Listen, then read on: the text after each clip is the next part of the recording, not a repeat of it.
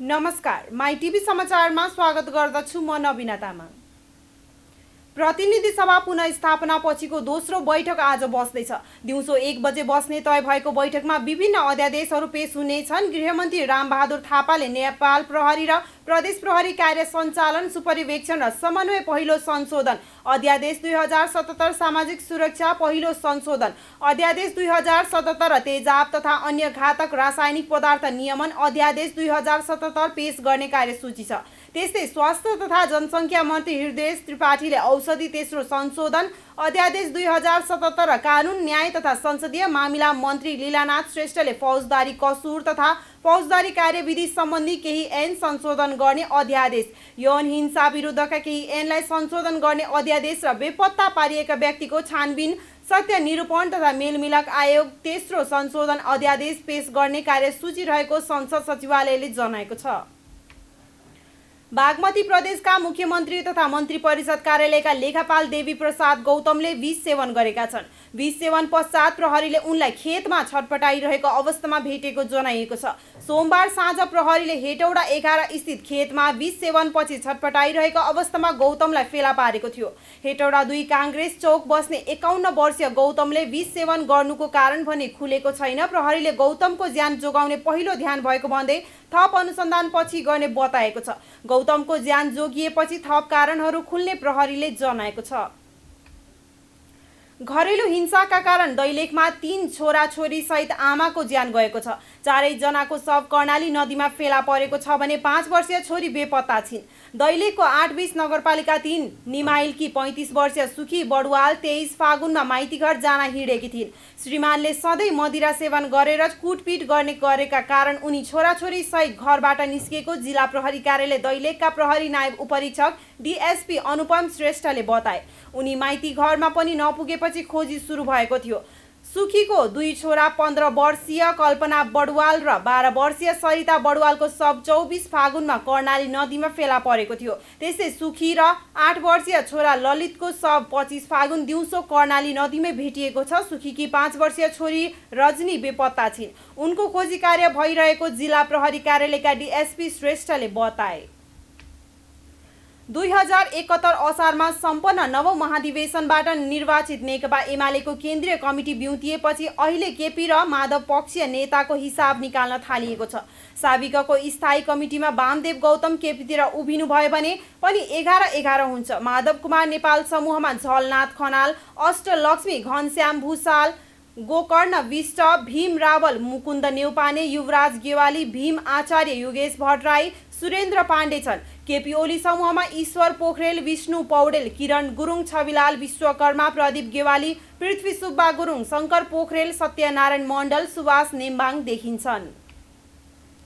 41 महिना अघि चुनावी तालमेल सहित पार्टी एकीकरणमा पुगेका एमाले र माओवादी केन्द्र पुरानै अवस्थामा फर्केसँगै मुलुकमा नयाँ सरकार गठनको रस्काकस्की सुरु भएको छ। सर्वोच्च अदालतले नेपाल कम्युनिस्ट पार्टी नेकपाको नाम सम्बन्धी विवाद निरूपण गरेसँगै फेरिएको परिस्थितिमा सरकार टिकाउने र गिराउने कसरत सुरु भएको छ। यति बेला प्रधानमन्त्री केपी ओली आफ्नो पक्षमा बहुमत जुटाउन सक्रिय छन्, तर उनलाई माओवादी केन्द्रले समर्थन गर्ने सम्भावना कमजोर बनेको छ। माओवादीले जुनसुकै बेला समर्थन फिर्ता लिने सम्भावना रहे पनि ओलीले वर्तमान सरकारलाई निरन्तरता दिन जनता समाजवादी पार्टीसँग छलफल अघि बढाएका छन्। प्रतिनिधि सभाको रिक्त उपसभामुख सहित जसपासँग सत्ता साझेदारी गर्ने गरी ओलीले आफू निकटका नेताहरूलाई वार्तामा खटाएका छन्।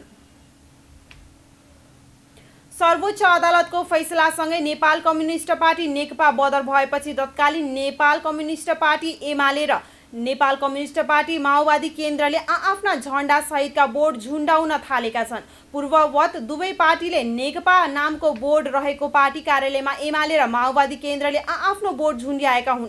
सुर्खेतमा नेकपाको जिल्ला कार्यालयको बोर्ड हटाएर एमालेको बोर्ड राखिएको छ भने नेकपाको कर्णाली प्रदेशको कार्यालयमा रहेको बोर्ड हटाएर एमालेको बोर्ड राखिएको हो।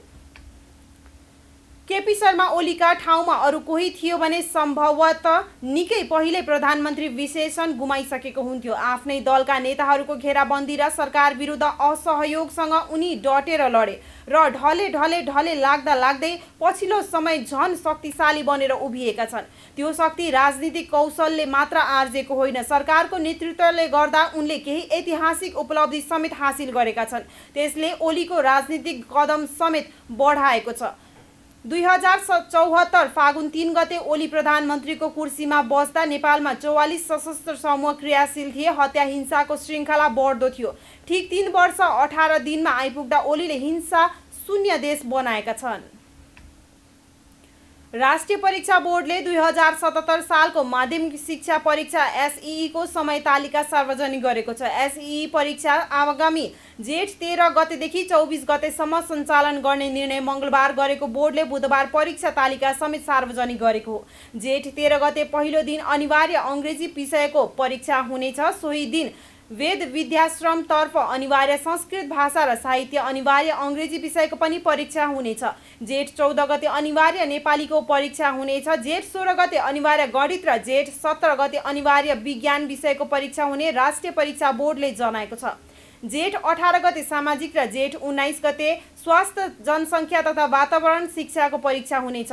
20 गते ऐच्छिक गणितको परीक्षा हुनेछ। सो दिन ऐच्छिक पहिलो पत्रका सबै विषयहरूको परीक्षा हुनेछ। परीक्षा बिहान 8 बजेदेखि 11 बजेसम्म सञ्चालन हुनेछ।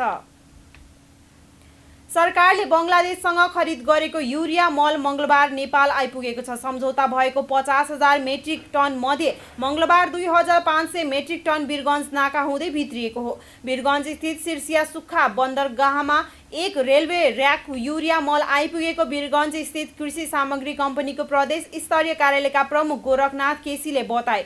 एक रेलवे र्याकले 2,500 मेट्रिक टन मल बोक्ने गर्छ। बङ्गलादेशले अनुदान र सापटीमा मल नदिने भएपछि गभर्मेन्ट टु गभर्मेन्ट G2G प्रक्रियाबाट सरकारले खरिद गरेको हो। पहिलो लटमा 22,500 मेट्रिक टन मल भारतको कोलकाता बन्दरगाह हुँदै नेपाल ल्याउने भनिएको छ। Life insurance corporation Nepal LIC नेपालले 10.5% बोनस दिने भएको छ।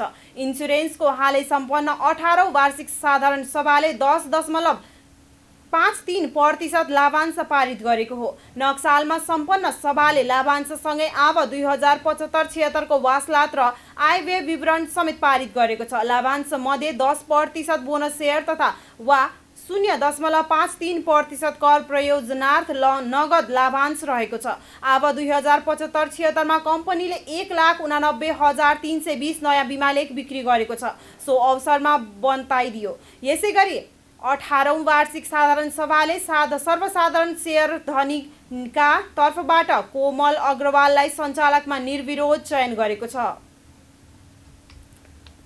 लोकसेवा आयोगले खरिदार पदमा विज्ञापन प्रकाशित गरेको छ। आयोगले राजपत्र अनङ्कित द्वितीय श्रेणी अप्राविधिक खरिदार पदका लागि न्याय प्रशासन र व्यवस्थापिका सेवाको न्याय, सरकारी वकिल, सामान्य प्रशासन र लेखा समूहतर्फ आन्तरिक खुला र समावेशी गरी ठूलो सङ्ख्यामा भर्ना खोलेको हो।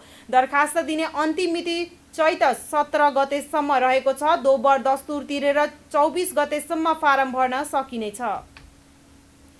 हिउँदे अधिवेशन सुरु भएपछिको पहिलो बैठक नै अवरुद्ध भएपछि सूचना टाँसेर रोकिएको प्रतिनिधि सभाको बैठक बुधबार कसरी सञ्चालन हुन्छ भने यकिन भएको छैन।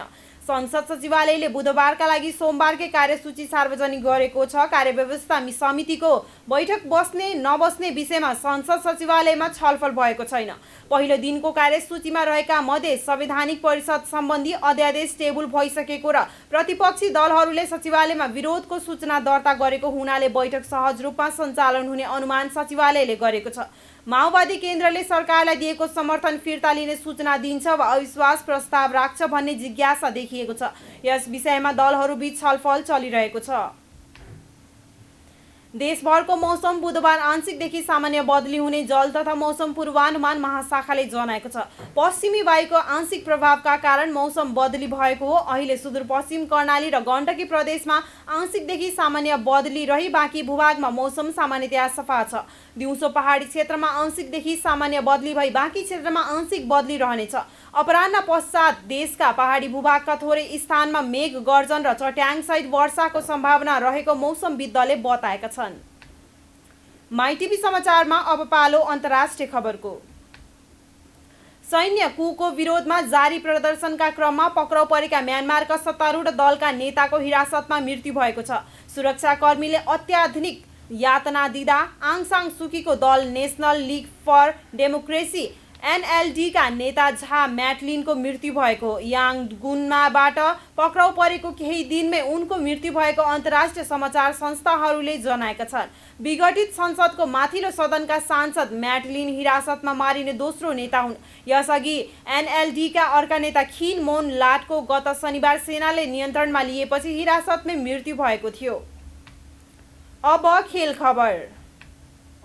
युरोपियन च्याम्पियन्स लिग फुटबलको प्री क्वार्टर फाइनलबाट युभेन्टस बाहिरिएको छ। मंगलबार राति भएको अन्तिम 16 को दोस्रो लिगमा पोर्चुगिज क्लब पोर्टोलाई अतिरिक्त समयमा 3-2 पराजित गरे पनि अवे गोलका आधारमा युभेन्टस बाहिरिएको हो। पहिलो लिगमा पोर्टेलो घरेलु मैदानमा युभेन्टसलाई 2-1 पराजित गरेको थियो। दोस्रो लिगमा युभेन्टसले 3-2 जितेपछि समग्रमा नतिजा 4-4 को बराबरी भयो। तर पोर्टेलो अवे मैदानमा धेरै गोल गरेका आधारमा क्वार्टर फाइनलमा स्थान बनाएको छ। क्रिस्टियानो रोनाल्डो सम्मिलित युभेन्टस लगातार दोस्रो पटक च्याम्पियन्स लिगको अन्तिम 16 बाटै बाहिरिएको हो। हस्त माइटिभी समाचार अहिलेलाई यति नै। अर्को समाचारको साथमा पुनः उपस्थित हुने नै छौँ। तबसम्मका लागि समाचारका सम्पूर्ण युनिटका साथ म नबिना तामाङ पनि बिदा हुन्छु। सञ्चार जगतको सहयात्री माई टेलिभिजन हेर्दै गर्नुहोला। नमस्कार।